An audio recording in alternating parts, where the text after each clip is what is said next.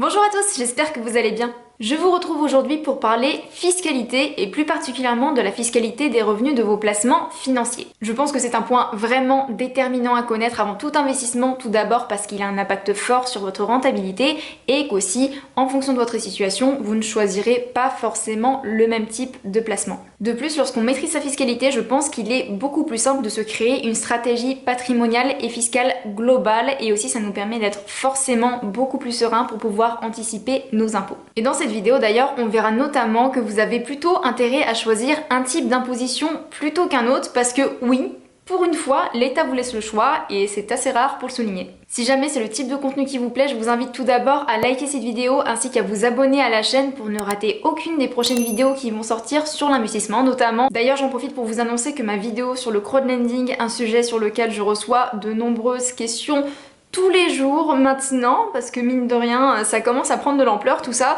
arrive très bientôt, donc restez attentifs. Et donc c'est parti, la majorité des revenus de vos placements financiers sont soumis à ce qu'on appelle la flat tax, encore appelée PFU pour prélèvement forfaitaire unique. Cette flat tax elle est entrée en vigueur le 1er janvier 2018 et c'était d'ailleurs une des mesures phares du gouvernement Macron. Le but étant de moins taxer l'argent pour que cet argent reste en France, que les riches ne partent pas mettre leur argent ailleurs et donc qu'ils investissent en France et qu'ils fassent fructifier leur argent et du coup l'économie en France. Cette taxe elle est prélevée quand c'est possible à la source et elle concerne la majorité des placements financiers, notamment les dividendes que vous pouvez recevoir de SCI ou d'actions, les plus-values que vous réalisez lorsque vous vendez des actions, les intérêts que vous touchez via un plan d'épargne logement ou encore des obligations ou encore les revenus du crowdlending, etc.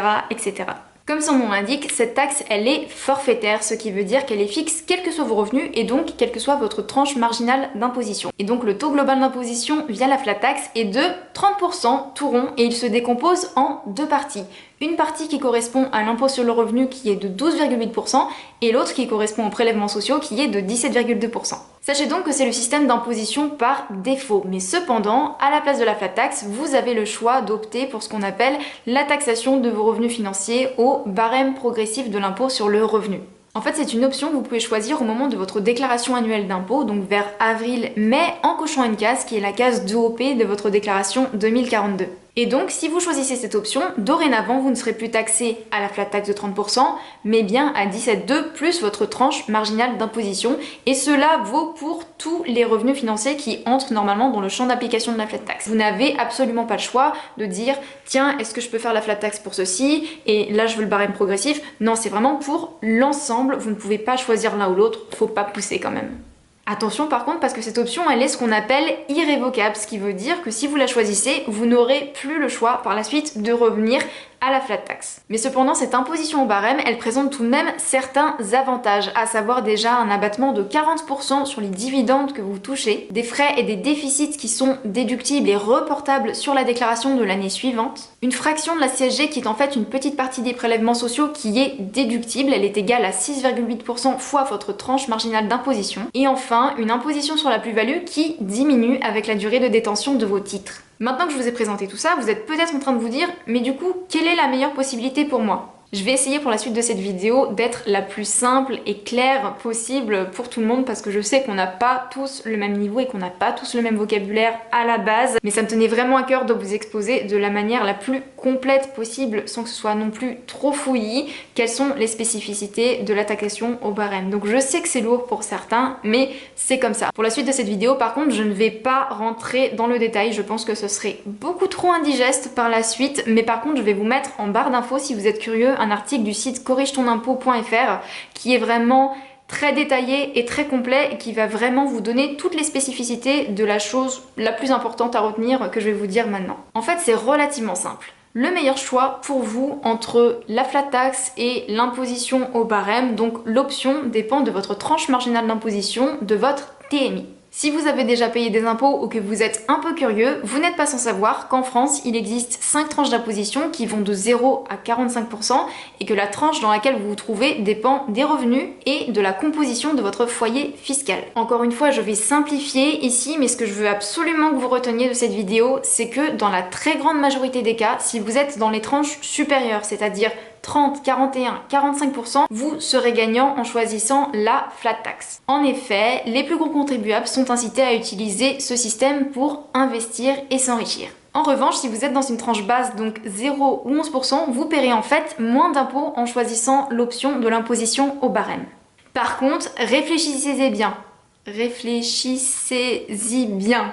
Voilà, parce que, encore une fois, cette option, elle est irrévocable, vous ne pourrez pas revenir en arrière et surtout, réfléchissez avant de faire ce choix à toutes les potentielles évolutions de vie que vous pourrez avoir dans le futur et notamment si vous avez des hausses de salaire ou des hausses de revenus fonciers qui pourraient vous faire basculer dans une tranche supérieure, donc par exemple la tranche 30%, et à ce moment-là, si vous avez déjà choisi l'option que vous ne pouvez pas revenir à la flat tax, vous allez payer beaucoup plus d'impôts sur vos revenus financiers. Là où je veux en venir, c'est que je pense qu'au final, pour aller 99% d'entre nous, c'est la flat tax qu'il faut garder, malheureusement, je vous dis, on a le choix, l'État nous donne le choix, mais au final, ce choix, il n'est avantageux que dans très peu de cas. Si un jour vous avez la chance de quitter votre travail, et bien du coup vous allez avoir des salaires moindres, vous n'aurez plus de salaire ou vous gagnerez de l'argent mais d'autres manières, vous aurez peut-être beaucoup d'argent qui viendra grâce à vos revenus financiers, vous allez tomber dans une tranche basse parce que du coup vous n'aurez plus de revenus salariés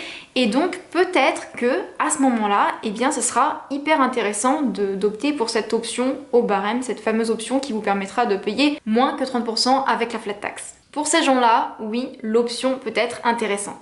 Je vais conclure cette vidéo avec une petite réflexion en termes de politique et de société que j'ai eue en préparant cette vidéo justement.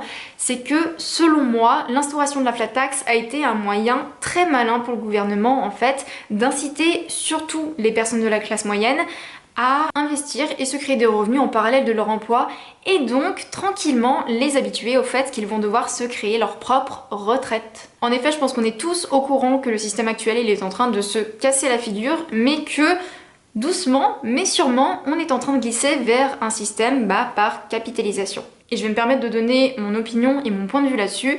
Je trouve que, quel que soit le système sur lequel on arrive, il est essentiel vraiment qu'il soit capable de protéger les plus faibles, les personnes les plus précaires qui sont dans la société, quelles que soient les conséquences pour les autres en fait. Je pense que les personnes comme moi, débrouillardes, avec de l'ambition, voilà, on arrivera toujours à s'en sortir, mais il faut vraiment que le système vers lequel on arrive, il soit capable de protéger les plus faibles au détriment des plus forts, même si moi, à l'heure actuelle, ça me fait pas plaisir de payer beaucoup d'impôts, je suis très contente de payer beaucoup d'impôts parce que ça veut dire que je gagne bien ma vie, et voilà, c'est le jeu, et je suis aussi pour le fait qu'on doive protéger les gens qui ont moins de chance, moins de facilité dans la vie. Et en parallèle du fait de devoir protéger les plus faibles, il faut également permettre aux personnes comme moi, comme vous peut-être, qui ont de l'ambition, de gros projets, qui ont envie de prendre des risques et investir et se créer un patrimoine, et il faut leur permettre de pouvoir faire ces choses-là.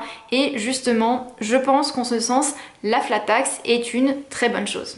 Et donc voilà, j'avais envie de terminer avec cette réflexion personnelle sur l'évolution de la société. Peut-être que vous êtes d'accord avec moi, peut-être pas, c'est pas très grave, mais en tout cas, si jamais vous voulez en discuter en commentaire, vous êtes les bienvenus, je répondrai avec plaisir. En tout cas, j'espère que cette vidéo, elle vous a plu, que je vous ai peut-être appris des choses. Et sur ce, je vous fais de gros bisous et je vous dis à très bientôt pour une prochaine vidéo. Ciao!